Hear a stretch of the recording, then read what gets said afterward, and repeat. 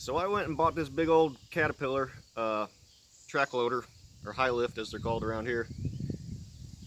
It's an old Cat 955L, and it's got a number of issues that need to be fixed on it, and I'm gonna dig into it and see if I can fix them. I am not a heavy equipment mechanic or a heavy equipment operator, but I do have a number of things around the farm that I could use this machine for. And after pricing out, having somebody else do it, it was going to be about the same price to just go ahead and buy a machine, or at least this type of machine, an older one. I thought it'd be a good time. So I'm going to dig into it and see if I can get it going again.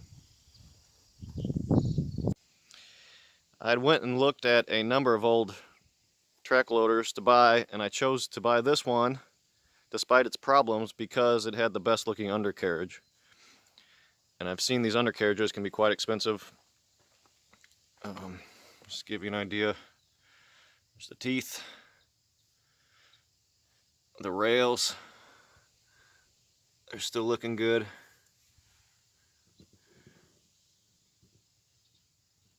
The pins, these are the pins. Oh, these are the pins. These get all rounded or dug out over time. Those are still looking good and round. Rollers, these tend to scoop out here. These are still nice and flat. Front idlers, those are still looking good, nice and flat on this spot. And the bottom idlers do the same thing. They get scooped out inside of them, and bearings go out and stuff in them, but everything that I could tell was still good. The grousers still got some beef left on them. And compared to the other ones I looked at, I think this is the good, I guess it's American steel. A lot of the guys are buying the cheaper stuff now that don't last as long. I think that's still the good steel on these. First thing I had to do to this thing was buy some new batteries because it wasn't starting. I noticed that the connectors were corroded, so I cleaned those all up. I might get a new cable here because it's got this clamp-on battery terminal clamp. I don't really like those. I like the factory ones. But it fired right up with these new batteries. I got these from Batteries Plus. They're pretty cheap. If you want to see what they are, SLI 4DA. That's what they were. I think they were like 130 bucks a piece. So I didn't think that was bad for those big old batteries. I mean, you can see there, that's a big battery. The main problem with the machine is that it will only turn to the left. It won't turn right.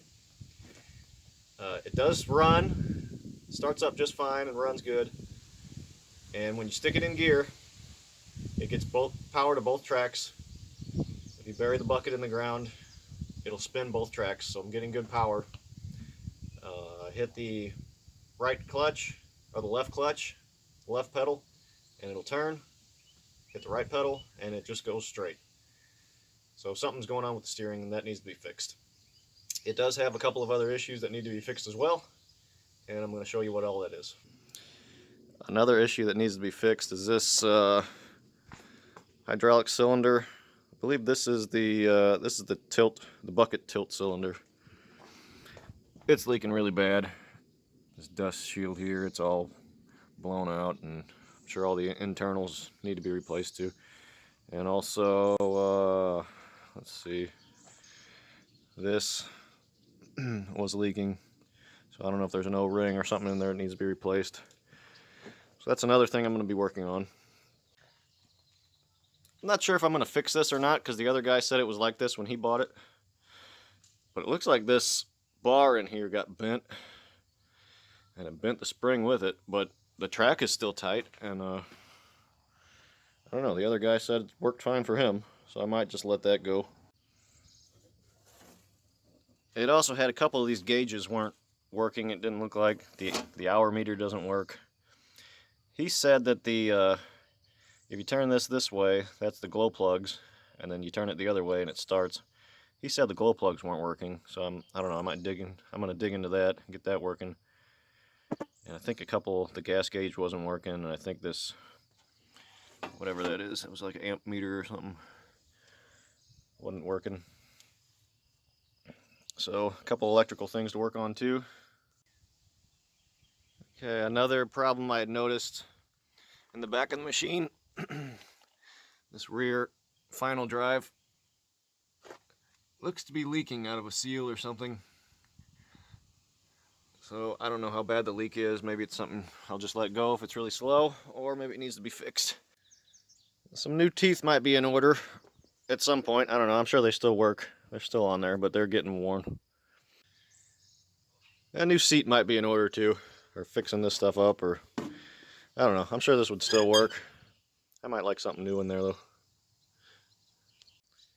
And at some point I'm thinking to put some paint on it, clean it up, get some new paint on it. So that's what I got cut out for me. I've already dug into a filter on the inside that I thought might have been the steering issue, so I'll put up some of that footage. I did it with my old camera though, and I didn't know that I had smudged the lens with oil, so it's kind of crappy footage, but I'll put it on here anyway. I got to get the seat out of the way and this plate here out of the way.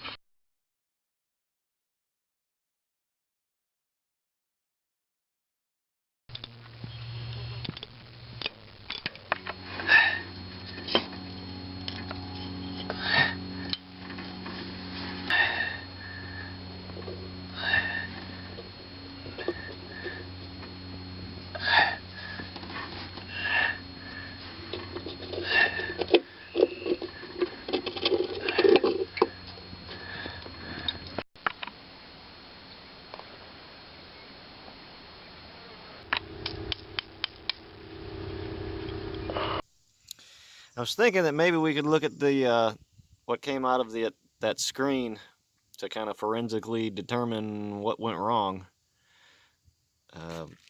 This here, that looked kind of like a seal to me. And these chunks, I have a suspicion that the brake band blew out. Like maybe all the material on the brake band broke off of there or something. That kind of looks like maybe that's what that might have been. Yeah, I can break it, so it's not metal. Whatever that is, here's another chunk of that type of stuff.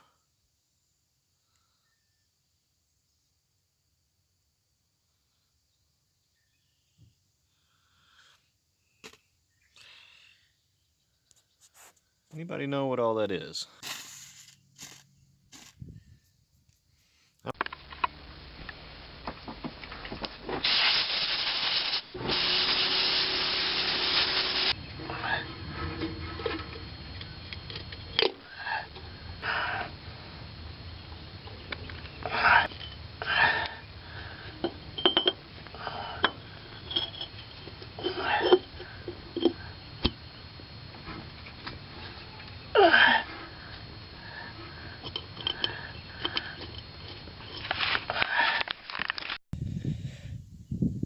Alright, now I'm going to start digging into this top filter.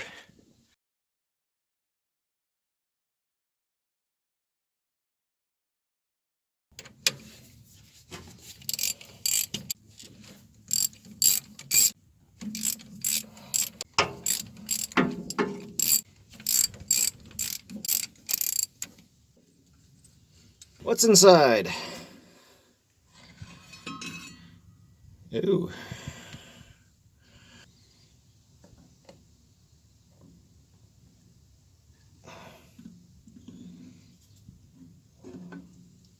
I guess that's the type of filter you got to replace. And I don't got one of those right now. So maybe I'll put it back in there until I get one. I'm going to say that those filters were not causing the problem with the steering. I had read on a forum that another guy was having an issue with his filters being clogged up and that causing his steering problems. there's a oil system that runs through those filters that then goes to hydraulic cylinders that open up the clutches. And so that if those filters get clogged, I was assuming, well, then it wouldn't have enough pressure to operate the cylinders, but they weren't that clogged. There was stuff in them, but not enough to clog it, I didn't think. So the next thing to do, I got the service manual in the mail now, so I have a couple more things to look at that it's telling me, and Nige off the heavy equipment forums gave me a suggestion of where to start next, and that would be to adjust the pedals and check the linkages, which I've already kind of taken a look at the linkages, and they didn't look that bad from what I could see, but I don't know, I'll get into it, how the book says, and adjust things, because I know one pedal is for sure out of whack. So I'll probably make another video when I get time to dig into all that. Bulldozer. The bulldozer? Oh, yeah. What do you want? Bulldozer. The what? Bulldozer. You want to go on the bulldozer? Oh, yeah. Can you say I want to go on the bulldozer? Bulldozer. Bulldozer.